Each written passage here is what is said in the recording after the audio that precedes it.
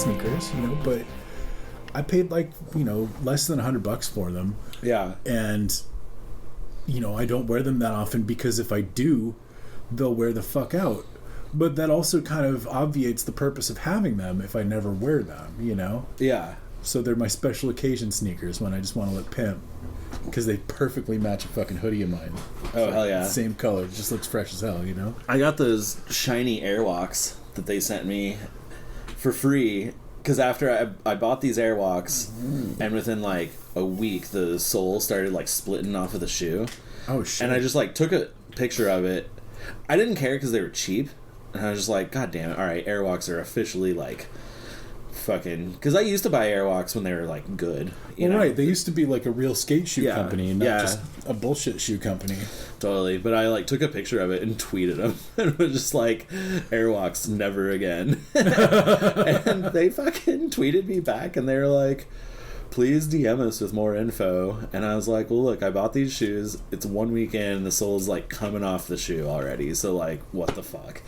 Yeah, and they're like, seriously. well, give us your address and we'll send you a new pair. But then they're like, keep in mind, like, we might not have that style in, but like, we'll send you some new shoes. And the ones I bought were just like, yeah, they were like the ones we wear, you know, just like the black kicks or whatever. I think these ones were like brown and black or whatever. So like a couple weeks later I get this package in and it's these Airwalks. And they look like Airwalks. They look like skate shoes, but they're black and white and shiny. Like, I'll show them to you after we do the pod. like patent leather shoes, like, yeah. wild. Well, no, not even leather, like vinyl. Oh, even weirder, dude. Yeah. Shiny vinyl shoes? Yeah, totally. They look pretty badass though, and I do wear them occasionally. Yeah, I mean, and they're incredibly uncomfortable. So yeah, shitty. Yeah, but it's fine. Oh man, it's so funny though. It's like one of the only times I ever have sort of like rage tweeted a company. and dude, and to my credit, of the few times I've done it, I've gotten results a couple times.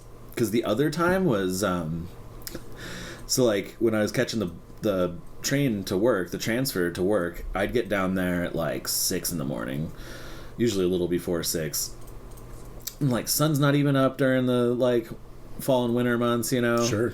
And the stop I was at was right across the street from fucking God. Now I'm trying to even remember what it was. Some H&M. No, it was like a God damn it, some clothing company. I literally like can't remember now. Nordstrom's. It was a Nordstrom's. Okay, yeah.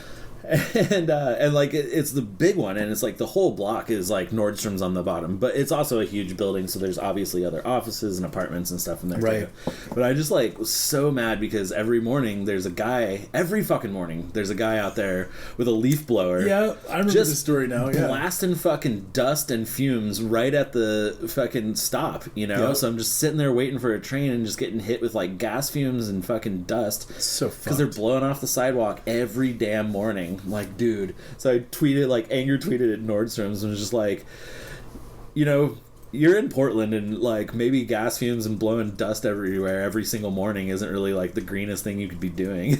And, yeah. And, so good. And so they did the same thing. They were like, oh, please DM us with your concerns. And so I did, and I wrote this whole email, and they were like, okay, we're actually going to forward this to, like, the building manager. Like, you know, we only rent out the bottom floor. Right. So, like, we're gonna send this to the building manager. And then she emails me back and was like, like, took my shit seriously and was like, oh, like, we didn't realize it was so, like, obtrusive to the people waiting for the stops and stuff. And I was like, yeah, it fucking sucks, dude. And, like, you don't need to do it every damn morning. Like, maybe a couple times a week or whatever. Yeah, on the weekend. Come on. Yeah, and so then she was like, emails me back again and was like, oh, okay, well, like, I talked to the groundskeeper and he, like, has been doing this for 40 years and, like, really takes pride into his work to keep that, like, block clean and everything.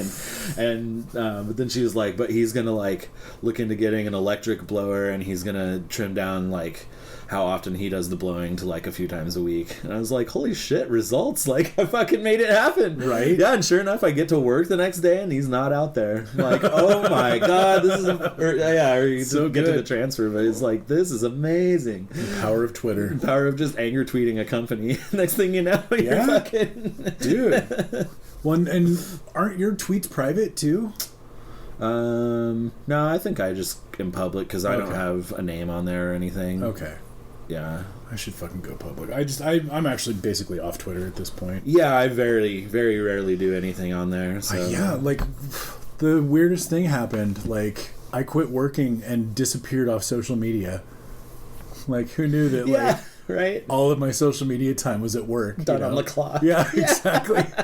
Dude, I feel that. I mean, once I stopped commuting, when I bought the car, my social media use went way down because I'd spent a lot of time on the bus, just fucking doom scrolling Twitter and Facebook, and so absolutely. yeah, that went away quite a bit. No, in fact, my only regret, honestly, is just not being on Reddit for the fucking for the GameStop push. You know, because like I absolutely would have read that fucking Wall Street Bets shit months ago. Oh yeah, if I had been working, because that's like basically all I did at work was fucking scroll Reddit. You know, totally. And that's kind of the only thing I do anymore is like I'll do Reddit.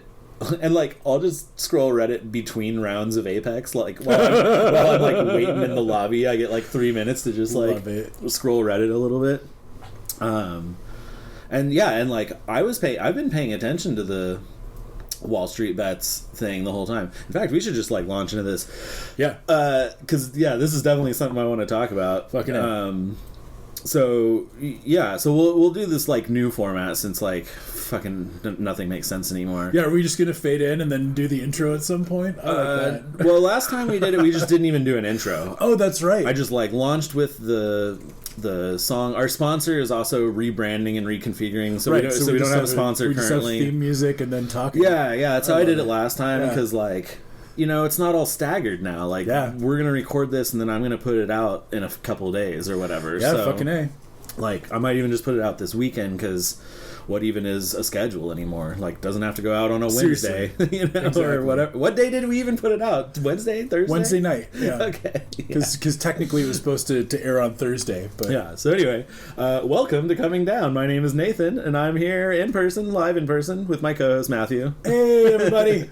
Yeah, so if you listen to the last one, it's kind of going to be the same thing. We're going to just do a little catch-up and talk about the news of the world and shit, and then give you a funny story because we can't do anything serious these days. Like, it's just, you know, fucking the world is just too brutal, so we just want to give you a laugh. Seriously. And I mean, you know, like we could tell stories about fucking doing drugs at raves and stuff, but I mean, like, nobody wants to fucking be near a bunch of sweaty people right now, so we'll spare you that too. Yeah, you don't even want to pine for the things you're missing out on, so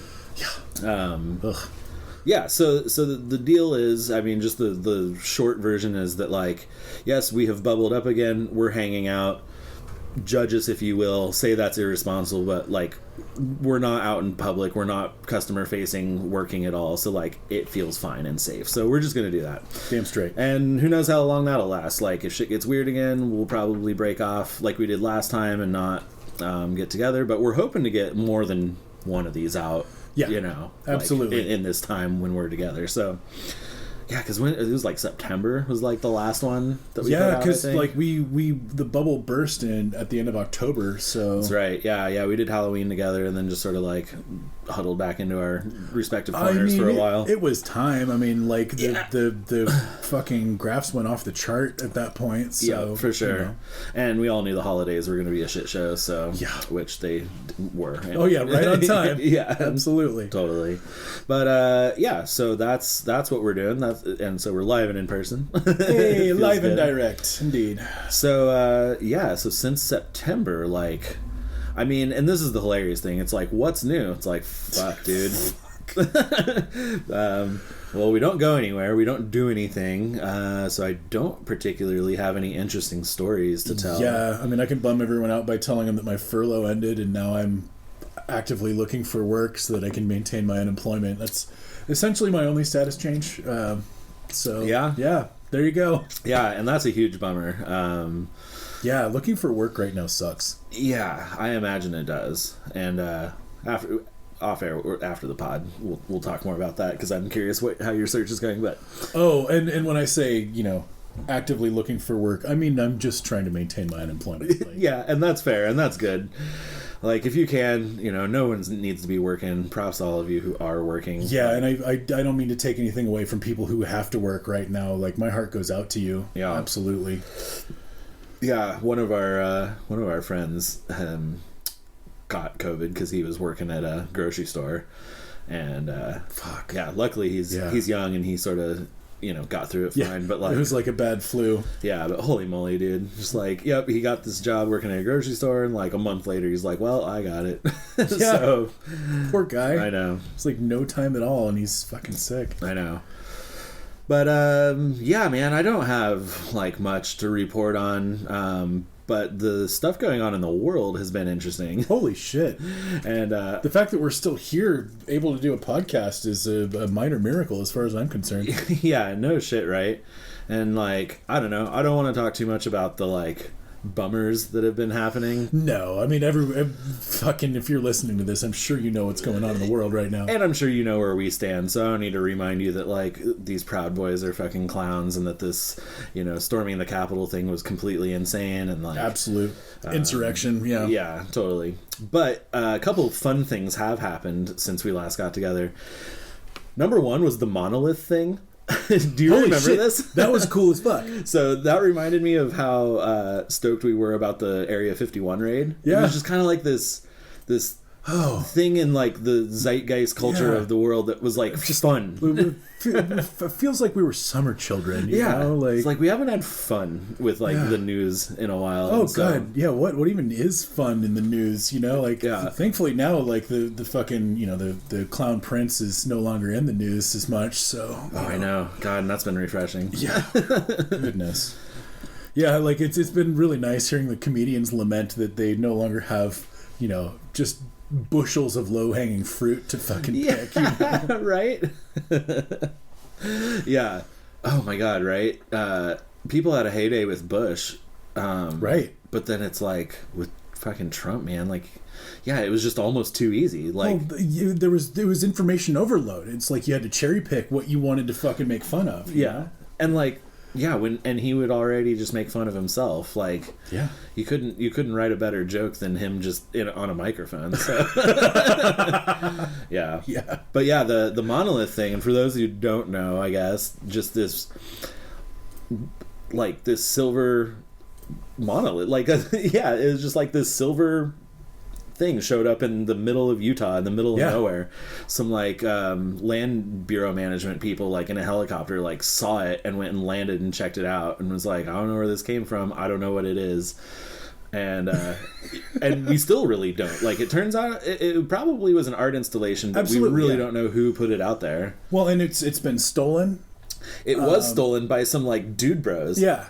They like filmed themselves fucking stealing it. Yeah. It's also, monoliths have appeared in other places in the world. Right. Yeah. One showed up in like Austria, and one then in Chile. Yeah. It's pretty cool. Sorry, Chile. I haven't heard any like new news about it, but no, me neither. I mean, most of what I was getting was just through like late night TV, but still, like, fucking thank you to whoever fucking did that, dude. Right. That's what I'm talking about, man. I'm talking about like using art to like dazzle and mystify people, Yeah, and just inject a little bit of like wonder and fun into the news cycle, Exactly. Fucking, like merry pranksters. Like, this is what this shit's about. I know. It really did remind me of the Area 51 raid, where it's just like, man, I can just read on this and just really it just tickled me to know. Oh god, yeah, the memes, dude. The fucking Area 51 Naruto memes. Like, Jesus.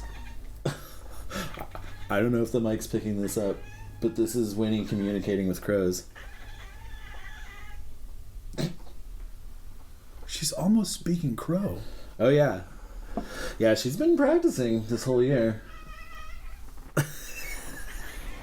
I am so amazed. Yeah. Cat of many talents. I know. Oh my god, you silly cat. Find any way to get on this podcast, or our furry co-host, I guess. Yeah, I mean, she's all over this podcast. Yeah, already. Yeah, already. So the other thing worth talking about in the news, for our news monologue, I guess, is like this whole Wall Street thing that's going down right now. Oh God, I'm eating this shit up with a spoon, dude. Yeah, which also almost feels kind of like the Area 51 thing, but with like real consequences and like real world stakes. Yeah, absolutely. Like this is an internet flash mob that is like sinking fucking hedge funds. Yes, that's the exact thing. It is a flash mob, and just people are going ham over it. As of today, I'm $100 invested into AMC. My dude.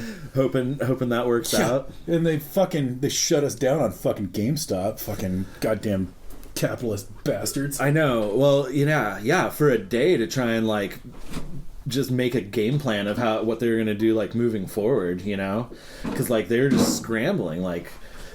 Yeah, it's really sketchy, and I think it's kind of funny because a bunch of people are potentially going to like go to jail for all the market blocks that happened yesterday. Right, because that's not legal. Yeah, and I guess people have just opted that jail's better than losing all the billions. Like, well, yeah, exactly. Some of the billions will still be there when they get out. They would way rather do a plea bargain and pay a bunch of fines than lose billions of dollars. Yeah, which I mean, fuck, dude, like. I guess, yeah, break the law. Right.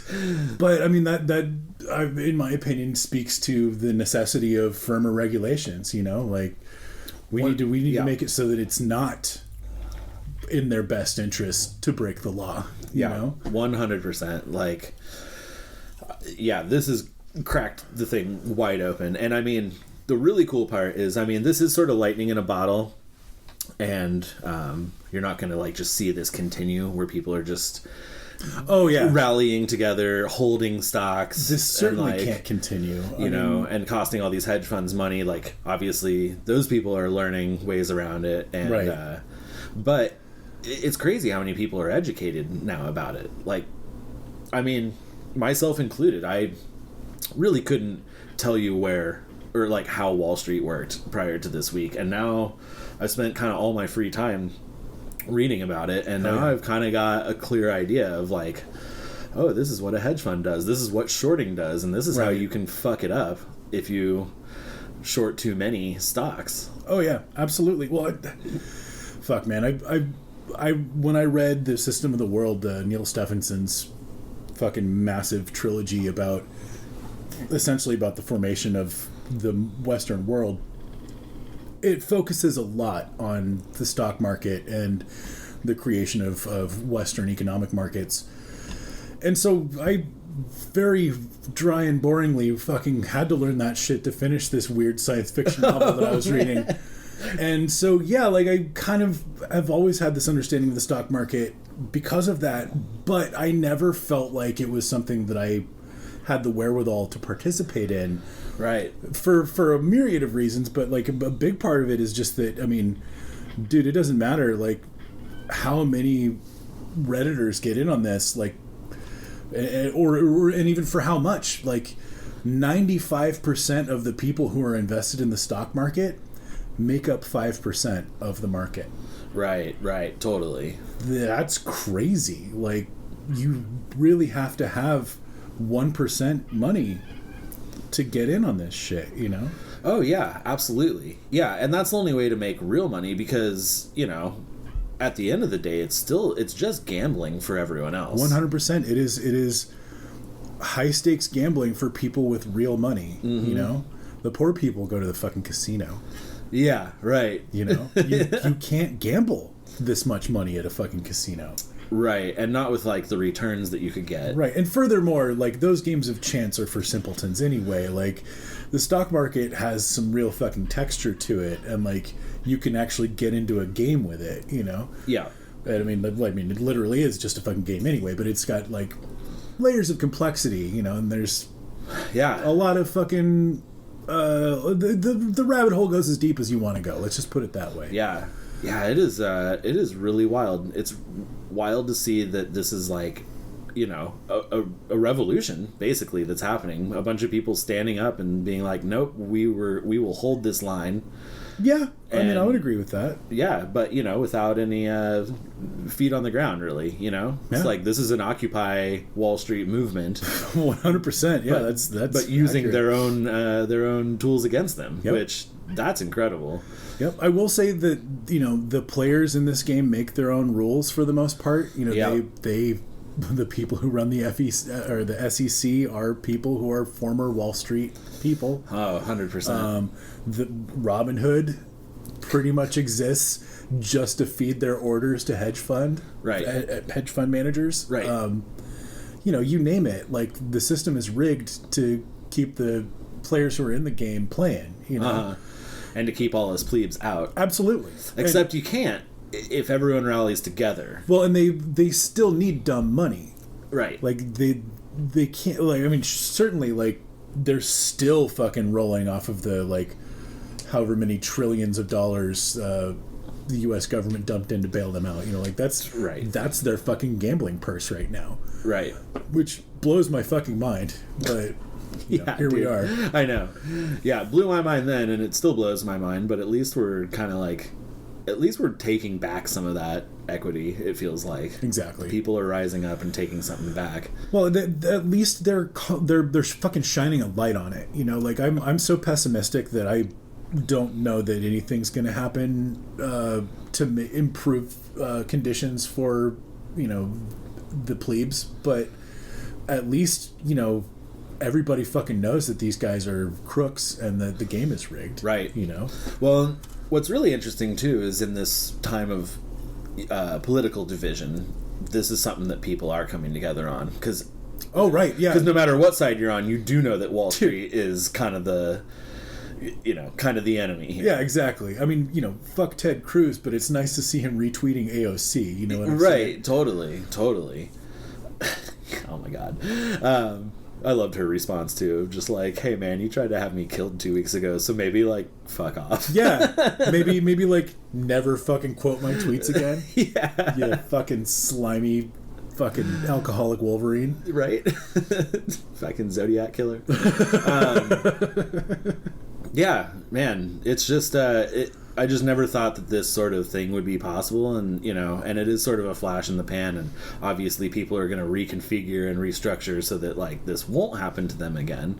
Yeah. But there will be, you know, congressional hearings, there will be government intervention, and I don't know, like, maybe some new regulations will come through. Like, I will say that the only thing that can come out of this, apart from potential economic collapse, is, you know, good regulations. Yeah. You know, I haven't discounted the whole notion that, like, everyone's just going to lose faith in the economic system and that we will face total collapse. Yeah. But, you know, it seems far-fetched at this point. I mean, like, we're just talking about some hedge funds losing some money right now, so. Yeah, totally, right? You know, they say, like, I think 70 billion lost at this point. Wow. So, I mean, Jesus fucking Christ. It's a lot of money, but but people will be all right. I mean, well, that's the thing. It's all fucking fake money anyway. Yeah, and I mean, the billionaires have made more than that since the pandemic started. 100%. You know? Yeah, absolutely. So, it's fine. Yeah. It's fine for people to take some of that money back. Damn fucking straight. I'm hoping to make a cool 300 off of my investment. We'll see. We'll see what happens. Yeah. But yeah, anyway, not to, like, just be fucking money market cast, but, like, man, it has really been interesting, and if you haven't been paying attention to this, like, yeah, go and just read up a little bit on it, and it is a pretty unique situation. Absolutely. And I mean, my favorite part too, the Reddit user who started all of this, his username is Deep Fucking Value, and so now all these, like, news outlets and reports have to, like, they're all dancing around, like, kind of how to, like, talk about this user. That's wonderful. Yeah.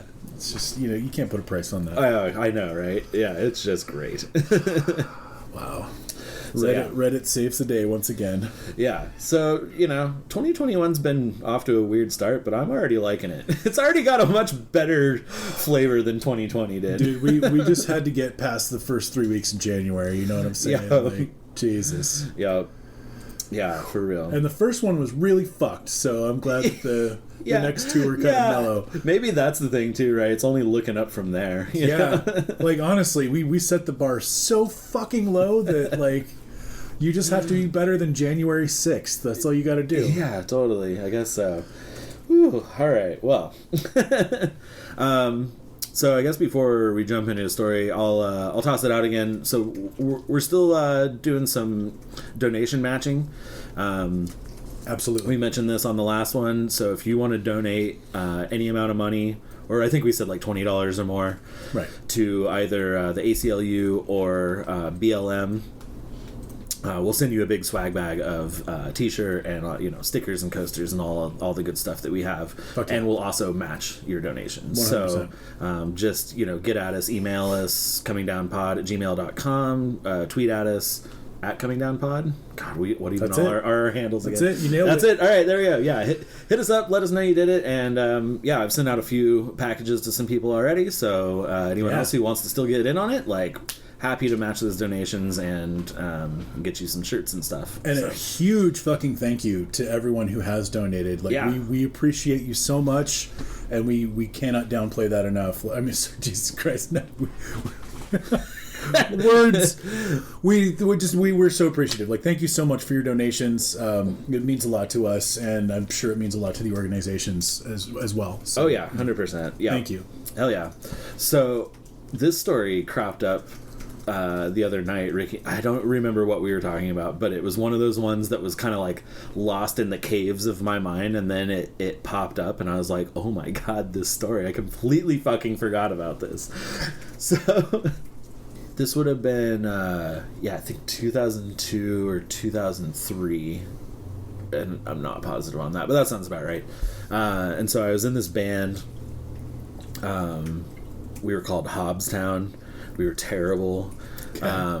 We didn't really have a plan, like our songs were all over the place, and like everyone contributed in writing songs. Like Brett was in this band and he wrote some songs, and he wrote some really like more like poppy, goofy songs, and then Joe was writing songs, and I guess his were kind of poppy and goofy too, but in a very different way. And they like traded off lead singing, and then we did some other more like mathy stuff, like some more intricate stuff, because that, like, our friend Pat was really into that. He played like 6-string bass and like Les Claypool. All right. So like, we liked all the stuff we like, Ween and Beck and Primus and that stuff. So those were just like our influences, which meant we had no fucking rhyme or reason to our shit at all. Yeah. And I tell you all of this because, like, we were a fun band and we had some like following and stuff. Like, mostly our friends, but sure. we'd always get turnouts, and we would always have like a great night when we played. And we did a bunch of like really goofy stuff, like we sent out letters to like people, and like when we got started, like a couple of us weren't 21, so we didn't really start in like the bar scene. Right. We were playing like the basement of the museum in Loveland, and like some of these like kind of like youth group sort of gigs and shit. So we kind of had like young people who were getting into it. It's like 14 and 15-year-old kids, and we're like getting them to sign up for our newsletters that we sent out, which were like super vulgar. And then one of the ones we sent out, our friend Steph had this picture of her all like done up all sexy, and then like, and she had a gun in her mouth. Oh Jesus. And we put that as the cover of our newsletter, like sent out 200 copies of this to everyone who had signed up. And then some parents of some of the kids who had signed up for this newsletter were fucking pissed. Yep. And we tried to drum it up, because I guess they contacted us or someone who knew us and said that they were going to come picket one of our shows, and we were like, hell yeah. So we we called the newspaper, and we were like, I think some people are going to come picket this show. You should come report on it. I don't think either thing happened. No one picketed, and the press didn't show up even if they had. So yeah, that's fair. So that's the kind of band we were. I can't even remember why we were called Hobbstown because Pat had it in his head that Hobbstown was this place in Florida where like ex-circus freaks went to retire, but like none of that's true. I think he just like heard that from someone or made it up. So I don't know. Okay. Anyway. I was like, is there a connection to Calvin and Hobbes? No. It was the most ridiculous thing ever. I'll play you some of our songs at some point. Oh, please do. It's super silly. Yeah, like Brett wrote a song called Emperor Shrub, which was like President Bush, but it was basically all this like slander against President Bush, but we didn't want to say President Bush, so we called him Emperor Shrub. Smart. Yeah, brilliant. Yeah, we were top of our class. And so we also practiced at this point in time, because I don't think we had our new space. Yeah, that's why I think it was like 2002. So we were practicing up at Pat's house. And now here's the story with Pat's house. He lives up in the, like, just right outside of town, but his dad was super wealthy. And I'm not 100% on this, but I think he was he was an astrophysicist for sure. Oh shit! And I believe that he worked on the team of people who developed the rocket fuel for the space shuttle. Wow. Okay. And I think he through that got some patent money or something. Yeah. He was very well off due to being kind of a big deal, very esteemed in that community. But he was also older. Like, he had Pat when he was, I want to say, like 50 or something. Whoa. So like at this point he's 70, so he's like a pretty old guy. Holy shit. At this point. And he was like, yeah, well retired. Actually, I think he had Pat when he was like 55 or something, because he was old and off his rocker and like just an alcoholic. Like, once he retired, he just like full blown went into alcoholism. Like, didn't really do much of anything, just like lived up in his mansion and just drank. Like, would occasionally come into town to like give Pat some money or whatever, and then like that's it. Jesus. So they were having this conference of astrophysicists and other scientists. I don't remember exactly, but I think it was mostly like in the physics community. And sure. And they were gonna have the like soiree up at Pat's dad's house at this mansion, and it was going to be split between, so he had a mansion, and then you just kind of like walk up the road, and then there's this other guy who was also in that community who also had a mansion. Of course. So the plan was everyone was going to meet for like appetizers and drinks at Pat's dad's house, and he asked us to provide the entertainment to set up as our band and play for all these astrophysicists. Wow. And we all thought this was a horrible idea, but he was going to pay us like $500 to do it or something. Holy shit. Some like crazy amount of money. So we were just like, yes, okay. Like, you guys would have done it for free beer, I'm guessing. We absolutely would have. even though we knew it was a bad idea, we still were like, yeah, we'll freak out some squares for free beer. But yeah, he did pay us some cash, and I don't remember what it was, but it was a nice chunk of change, and so we were stoked about that. And he didn't even want us to play long, because he knew like these people don't want to listen to like an hour and a half set from these guys. So it's like, play like 30 minutes, play 5 songs. Yeah. That's that, and then everyone was going to migrate to after dinner, or like after party drinks and desserts and stuff up at this other guy's mansion. And so we played, and people hated it. Like, I mean, no one booed, but I don't even know if anyone clapped.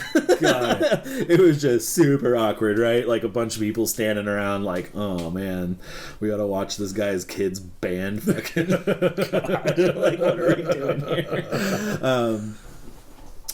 Some people were like fine with it or whatever. Definitely no one liked it. And I'm not surprised. Wow. And so that happened. And so then we went up to the other mansion with everyone, because we wanted to go get some more free drinks and some desserts and stuff. And so we're there and we're like hanging out. And yeah, and so it's the 4 of us, just these schlubby early 20s stoner kids, and then and we're like walking around, people are introducing themselves like, oh, I'm Dr. So-and-so from University of wherever, and like from around the world too. Like, we met this one girl, the one girl who gave us a compliment. She was like, oh, I kind of like your guys' shit, and like kind of was asking us about our music and stuff. Oh, damn.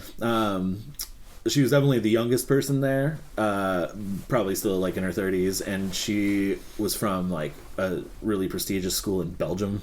Oh, Jesus. But yeah, we're meeting people from all around the world. Some people didn't even really speak much English. Like, it was fucking wild. But yeah, and if we knew anything about like the physics community, it was like a who's who. You'd be walking around being like, okay, I can't believe so and so's here, and I'm in a room with this person. Was Neil deGrasse Tyson there?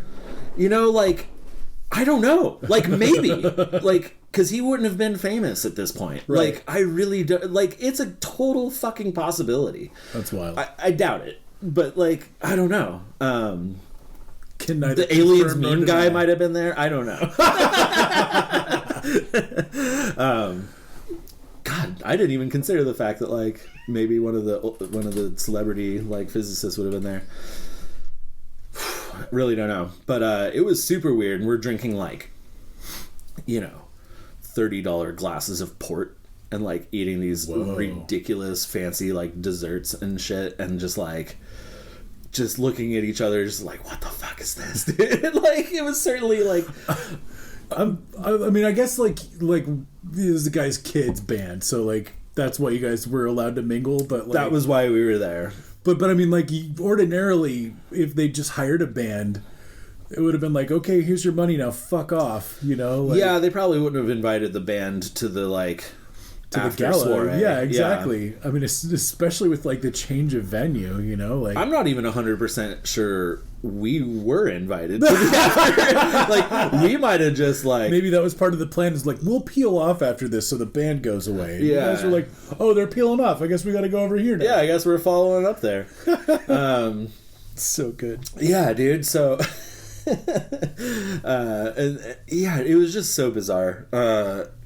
And like, we didn't really know what to do, and we were even kind of getting a little like out of our element, you know? Right. And so I think we all sort of were like, you know what? Let's like finish our current glasses of port, you know? Right. Maybe like grab a bomber for the road, and let's just head back to Pat's, and we'll like keep playing music or get drunk or whatever. Let all these like stuffy, rich, very smart people like do their stuffy, rich, very smart stuff. Absolutely. Whatever that is. However, people were getting kind of like a drunk on too. Like, you know, some people started getting a little loosey, and like the music got turned up a little bit, and we were like, okay. And so like we're sitting around, and then eventually like we migrate into this giant living room. Like, this living room is bigger than any house I've ever lived in, you know, just in and of itself. Right. It's huge, right? You know, fucking bearskin rug and shit, giant fireplace. Jesus. Like, the fireplace is like as tall as me, you know? Oh my God.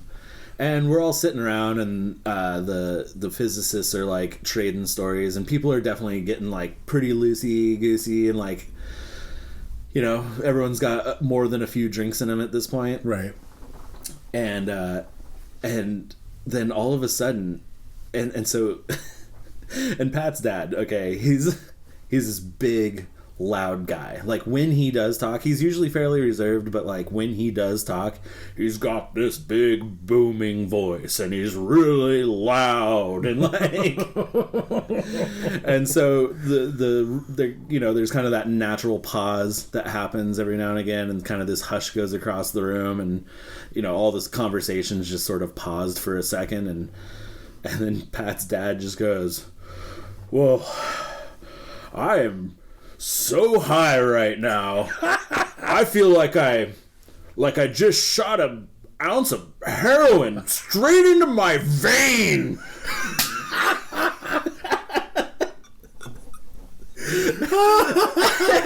And like, you could have heard a pin drop right after that. Like, everyone's just like, what? Did he just say he felt like he shot an ounce of heroin into his vein?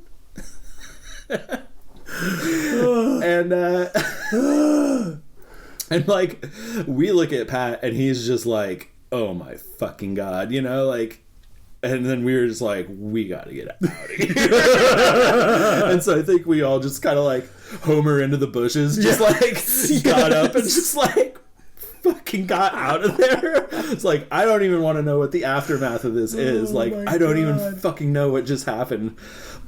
Why would you say that in any company ever, unless you had just shot a bunch of heroin, I guess, but like, why would you ever say something like that, announce it to the entire room, let alone a bunch of like scholars? So that's what kind of party it is. Dude, it's fucking crazy. So yeah, we did not stick around to see what everyone thought about that. But pretty much everyone's jaw had been dropped by the time we snuck out of there. Oh my god. That's fucking priceless. Yeah. And that's it. That's the story. Oh, it's a short one, but it's just like, what the actual fuck? I want to know he was on. Like, goddamn. Well, I don't think anything, man. I think we were all just drinking port, and it was like warm. Oh, got it. You know, everyone's just sort of like red-faced from all the wine, and we're sitting next to a fire, and everyone's cozy, and we're all just feeling having good because he's so drunk. I'm like, he must have done some fucking Percocet or something. And he might have. He was older, so he was probably on some medication also. I don't know what, but like... Wow. Yeah, but like, what would prompt anyone to say that? Just ever? fucking foghorn leghorn. I do declare. Yeah, it was. I am higher than fuck all. I say, I just shot an ounce of heroin into my chicken wing.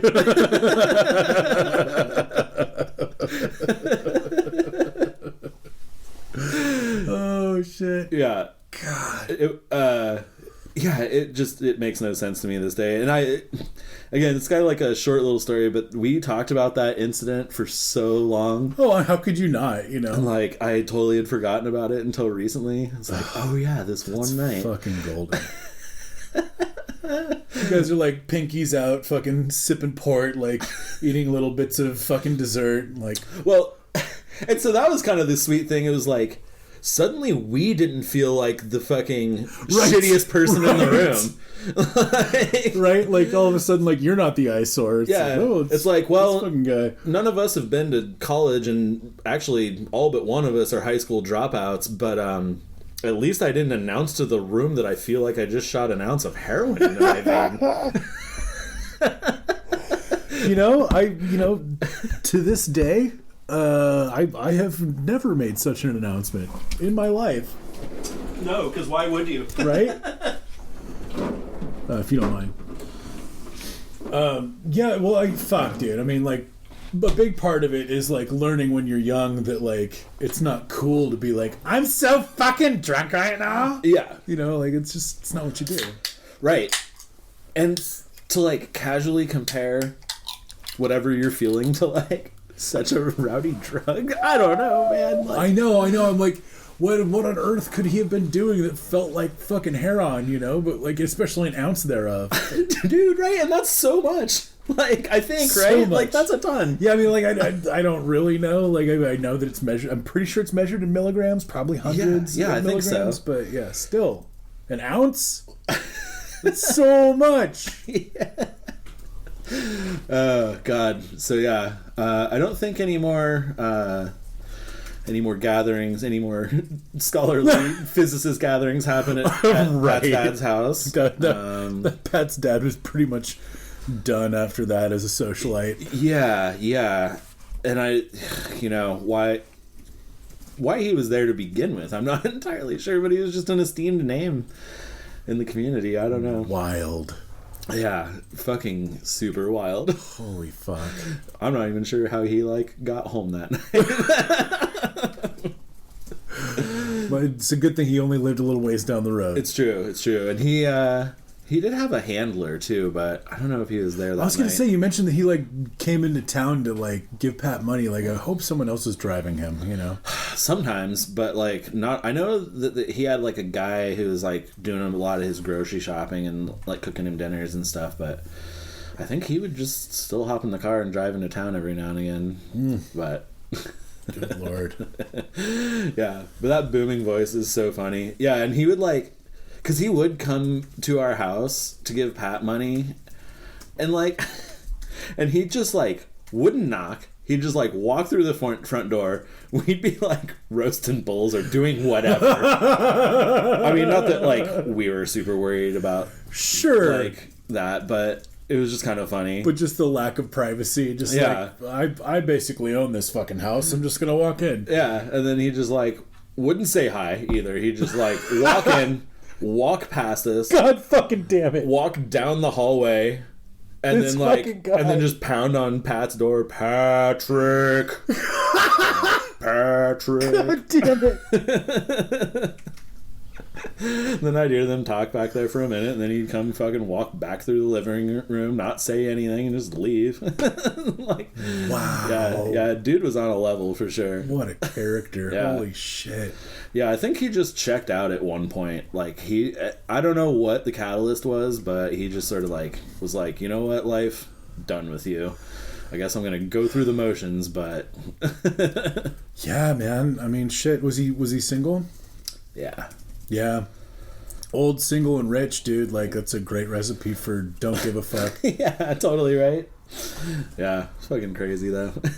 Definitely my only foray into, like, high living, you know, like, I guess technically I did tell the story of going to that mansion in New York when we were, like, staying next to, like, Spielberg's mansion or whatever, but, like, boy, I have not dipped my foot into, like, rich living hardly at all. The thing is, like, real wealth, not riches, but real wealth. Like, you kind of have to be born into that, you know. Like, it's, right. To even like be friends with someone who is like in that category, you kind of already have to be there, you know. Like, it's you know, it's a different social strata, you know. Yeah, totally. As much as we like to believe that we don't have a class system in this country, we absolutely do. Oh yeah, 100%.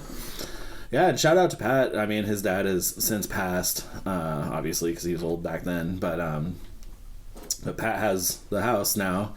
So, fuck yeah. Last couple times I've gone out there to visit, gotten to go to the mansion. That's rad. He dropped a hot tub into the deck out on the back, and it is like up on a hill that just overlooks the town, overlooks Fort Collins. Dope. So it's like, I sit out there on the tub and just like look out at the city and the stars and shit. Oh fuck it's yeah, fucking dude. Pretty lit, dude. Good for him. Yeah. If we ever take a trip to the old fort, you and me, we'll definitely get to visit there. Yeah, I mean, fucking yeah. If you're listening to this, Pat, like, we're coming for you. Yeah, dude. Oh yeah, for sure. Yeah, I mean, he's always like, anytime you want to come out. So, yeah. Oh, yeah. Shout out to you, buddy, and your crazy dad. Yeah, dude. Fuck yeah. I'm there. Hell yeah.